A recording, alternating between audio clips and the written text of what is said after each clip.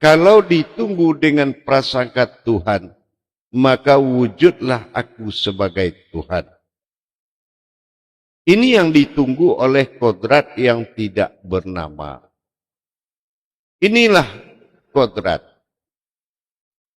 Kodrat yang berasal dari wujud, kodrat yang wujud tidak berasal, dan mawujud tidak bernama dan tidak berupa, tetapi sesuatu yang ada dalam ketiadaan. Itulah perbuatan Tuhan. Perjalanan kasroh atau bi adalah perjalanan kerahasiaanku terhadap ada dan tiada. Dikatakan dia ada, tapi dilihat dia tiada. Ini yang harus dilawan dengan bukti. Dikala dia mengatakan tiada, maka kita membuktikan dengan ada. Dikatakan kita ada, kita buktikan dengan kita yang tiada, melainkan dia yang ada. Inilah pekerjaan Tuhan. Antara Tuhan dengan ketuhanannya. Kalau dia berbicara tentang Tuhan, ini adalah dia. Tapi kalau dia berbicara ketuhanan, harus ada yang menjamin dia dengan bahasa aku.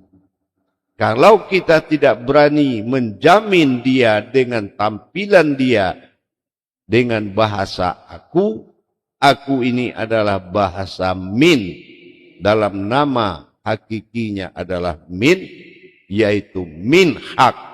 Jadi kalau benar-benar kita siap menjadi minkum min hak, maka kita boleh mengatakan aku pada diri kita, yaitu minkum min hak. Aku juga kamu, dan kamu juga aku. Minkum min hak. Pertanggungjawaban dia adalah dengan menampilkan aku dalam ketuhanan. Masa aku diberikan oleh masa Tuhan dengan nama Rob. Nah, ini kita sudah pelajari. Masa Rob inilah yang akan menjadi pacuan kaji, di mana diberikan kekuasaan, dibekali dengan kekuatan untuk menjadi Rob di muka bumi dalam masa wujudi. Tapi kalau ternyata masa wujudi ini tidak mendapatkan masa Rob, atau kita gagal menjalankan Robnya, maka jatuh dalam prasangka. Ada yang berprasangka jatuh kepada prasangka makhluk. Ada yang berprasangka kepada kodrat. Ada yang berprasangka kepada wujud. Ada juga yang berprasangka kepada ada dan tiada. Ini kembali kepada kedudukan.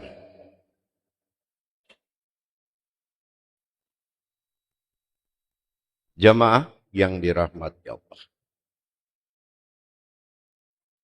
Kalau kita melihat perjalanan hakiki, tentu dengan kita mengimani hakikat. Kalau hakikat ini tidak kita imani dengan mengakui bahwasan hakiki itu adalah hakikat yang nyata. Tentu dengan hakikatnya Allah. Hakikatnya Tuhan itu adalah Allah. Nah, ini kalau kita tidak siap pada kodrat itu, bahkan kita masih memiliki potensi iman kalau Allah itu sebutan Tuhan. Tapi kalau kita siap dalam masa ilmu, Allah adalah wujud keumatan Tuhan. Yang mana sebelum Allah itu ada kata aku. Berarti itu adalah perwujudan dari Tuhan bernama Allah. Allah adalah himpunan keumatan Tuhan untuk sekalian alam. Tetapi kalau di iman, Allah adalah junjungan asma. Sementara di jalan tauhidun, tauhidnya hudun adalah Allahu Somad yang meminta kepadaku. Ada hu di samping Allah. Berarti Allah bukan sebuah objek, tapi dia predikat dari asma. Makanya kita harus menilai kajian ini, tidak boleh terburu-buru dalam mengambil suatu keputusan. Menikmati kajian itu lebih baik daripada berprasangka dalam kajian. Tuhan dan ketuhanan itu memiliki sifat yang jauh berbeda.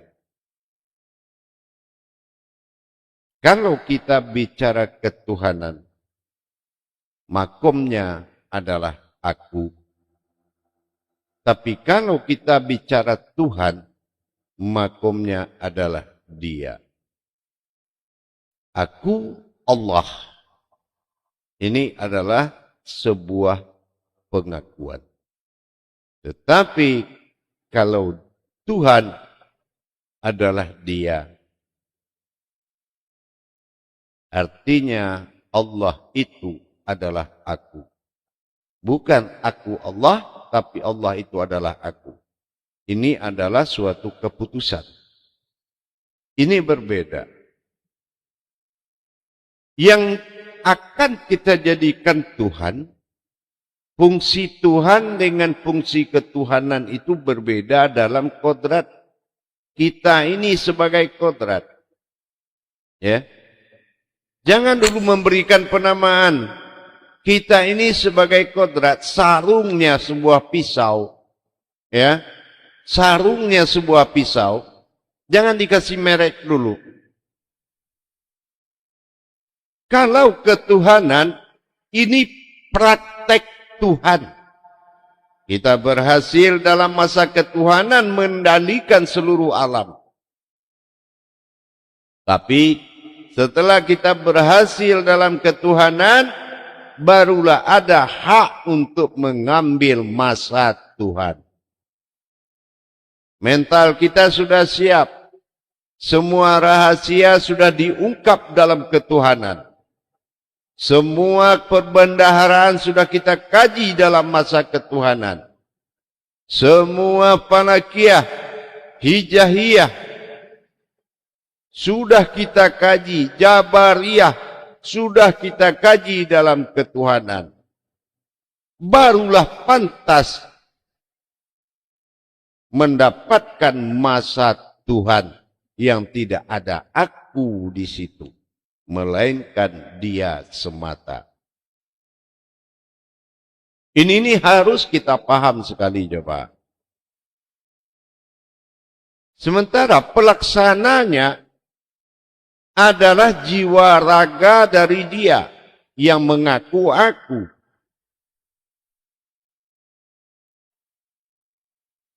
Inilah yang penting diselesaikan di dalam pemahaman Jabariyahnya, falakiyahnya.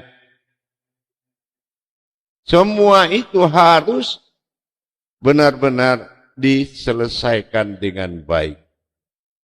Tapi kalau kita mengejar kajian tanpa menikmati pengkajian yang dilakukan di masa ketuhanan, ini namanya terburu nafsu. Ya. ingin tahunya lebih banyak. Setelah itu tidak ada yang jadi. Nah, pernah nih kita mengkaji kenapa pengakuan-pengakuan kita yang seperti yang pernah saya sampaikan. Aku sudah sholat, aku baru selesai zikir, aku sudah mengaji, dan sampai aku sudah mengkaji, dan aku sudah mendirikan ma'rifat. Tetapi dalam kenyataan, aku dalam kegelisahan yang tidak pernah berhenti. Apa itu penyebabnya? Yang dikaji itu tidak nyata ada. Yang ada adalah keakuan kita yang mengkaji. Ini yang pernah saya sampaikan. Ternyata mana yang Tuhan dikaji itu sudah nggak tahu. Diri merasa aja masih bertuhan. Bukan berubah pada kodrat Tuhan. Nah, ini menandakan masih dalam keakuan. Sholat kalau aku nggak kerjakan ya berarti tidak jadi. Nah, berarti itu keakuan. Kalau ingin mengingat Allah, zikir dulu. Nah, itu keakuan namanya. Tapi kalau ada, tidak ada yang dilakukan lagi.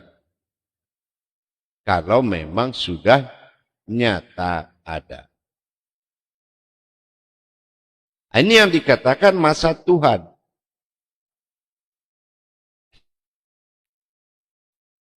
Masa Tuhan, masa ada. Tentu dalam praktek ketuhanan. Ternyata setelah dikaji. Ini adalah perjalanan yang terjadi 24 jam dalam kehidupan manusia. Yang mana manusia itu sebuah kodrat yang dikatakan kodrat sesuatu yang meninggalkan dunia.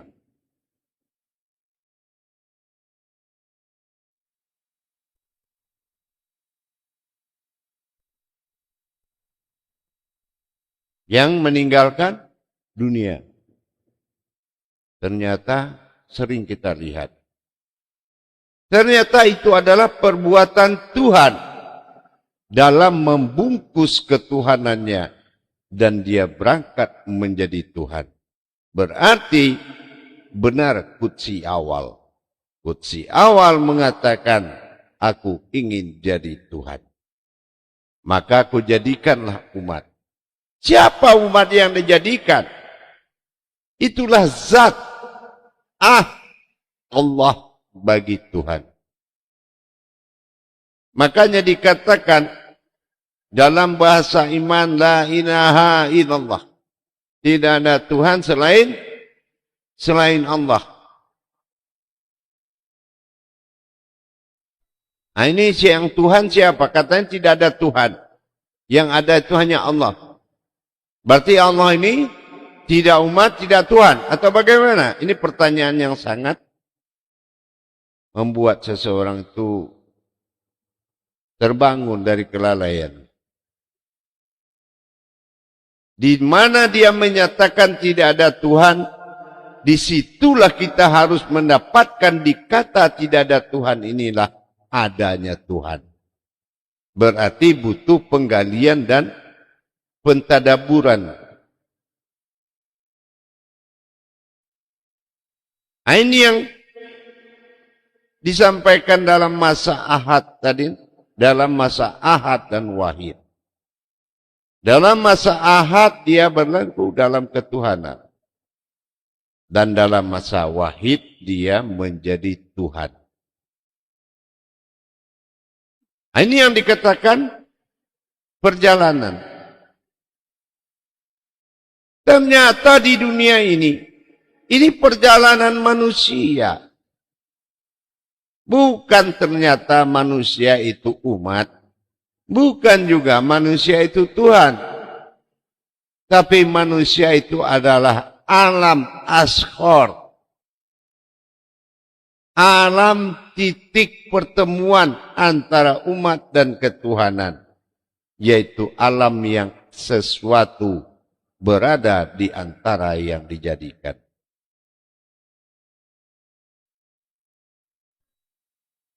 Alam yang tidak ada penamaan, tapi berwujud mim nun sin iya. Mim menandakan sebuah kodrat makom. Nun adalah batin atau hidup.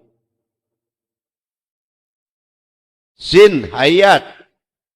Nur berupa cahaya dan zahir.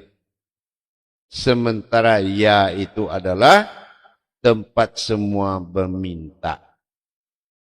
Kolbi, manusia. Karena dia adalah kodrat Tuhan dicabut dalam iman. Tidak boleh disampaikan dalam iman kalau itu ini adalah umat. Maka, ya ayyuhallazina amanu, ya ayyuhallazina amanu. Tapi tidak lagi ya ayyuhan nas. Karena manusia itu adalah kodratnya Tuhan.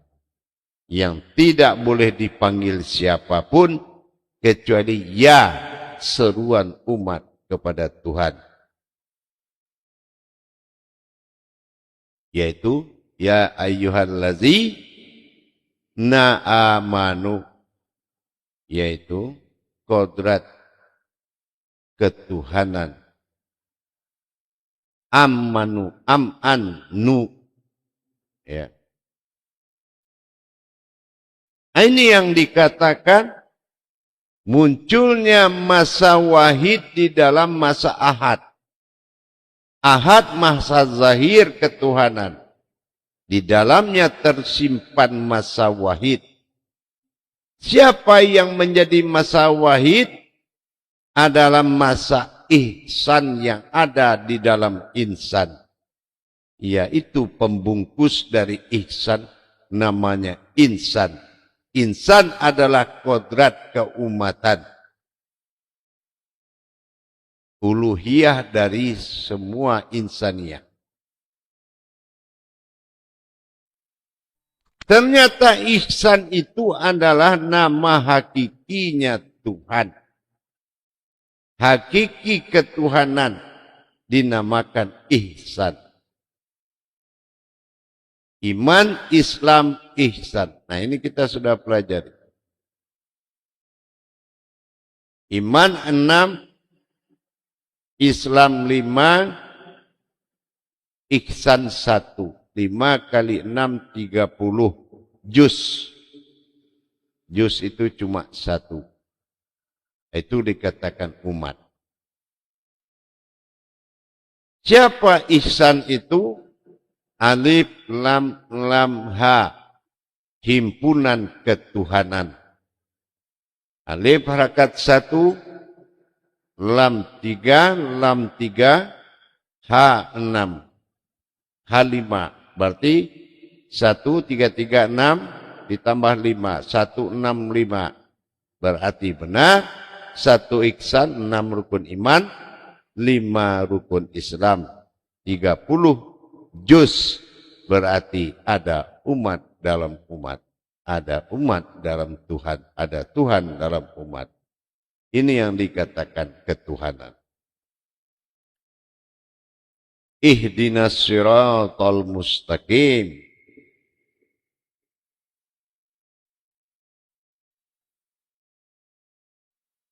Inilah diri rahasia.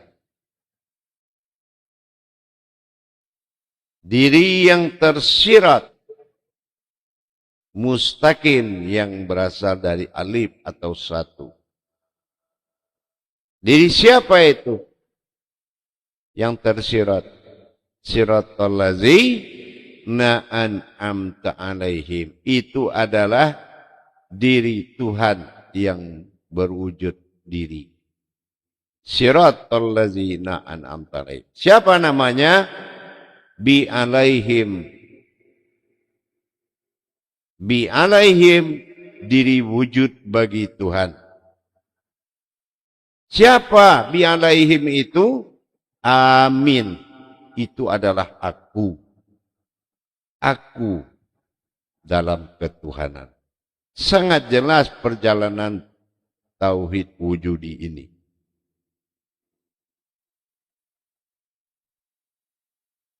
Dengan demikian, untuk mendapatkan proses ketunggalan masa wahid dari masa ahad, berdampak kepada pensucian dan pembersihan kodrat manusia dari sifat alam, sifat keumatan menjadi sifat Tuhan, tentu dengan adanya pengakuan Qul huwallahu ahad. Kalau sudah yang ahad ini berubah menjadi atau wahid, siapa yang mewitirkan kalimat itu dengan dia melihat dan menggugurkan keumatan di dirinya, di dalam penyampaian Qul huwallahu ahad, gugur keumatan, wujud ketuhanan, maka segala kebatilan dirinya akan hapus dan sirna. Binasa yang batil, berdirilah yang hak. Dengan mewitirkan Qul huwallahu ahad. Bagaimana yang ahad ketuhanan tadi lenyap di dalam wahid ahad.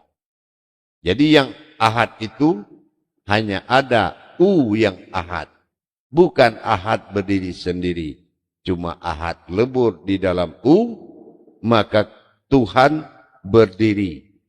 Lenyaplah ketuhanan, barulah menjadi Tuhan.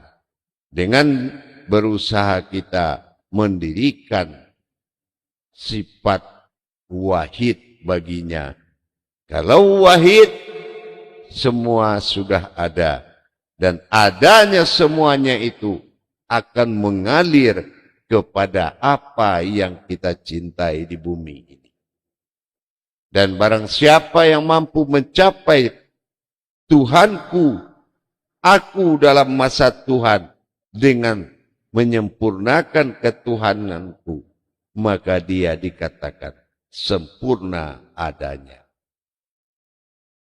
Dan tidak perlu lagi dia berdoa, tidak perlu lagi dia memohon, tapi dengan kehendaknya semua akan ada dan terjadi. Ini masa Tuhan. Tapi kalau dalam masa ketuhanan, semua butuh ilmu. Nah, bagaimana kita menghadimkan Qul huwallahu ahad tadi? Itu yang menjadi ahad. Ahad lebur, tinggallah atau wahid. Maka seseorang itu akan mendapatkan perlakuan bukti dari semesta ini kalau memang Tuhan itu sudah ada. Yang kedua, hakikat ketuhanan syaratnya harus sempurna dalam pengetahuan, baik secara jiwa maupun secara raga. Segala yang berbentuk ketuhanan atau disebut dengan perbendaharaan wajib disempurnakan. Arti penyempurnakan itu apa? Tidak ada lagi yang kita tidak tahu. Segala kebesaran, segala kekuatan, segala kekuasaan, semua rahasia itu tidak ada batasnya lagi. Terbukanya dinding rahasia dengan meningkatnya kepada tauhid ghaibiyah. Tanpa disadari, tauhid ghaibiyah ini pembukaan batasan tabir rahasia Sehingga kita akan tahu terhadap semua yang dirahasiakan. Jadi tauhid ghaibiyah itu tidak ada pelajaran khususnya. Tetapi di seseorang telah didatangi tauhid ghaibiyah, berarti runtuh atau rubuhnya batasan yang dia tidak boleh tahu itu sudah boleh tahu. Disitulah seorang murid membutuhkan guru untuk bertanya di dalam keadaan yang dia alami.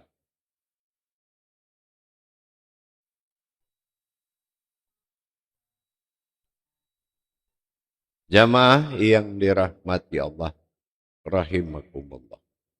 Semua ini butuh kesadaran.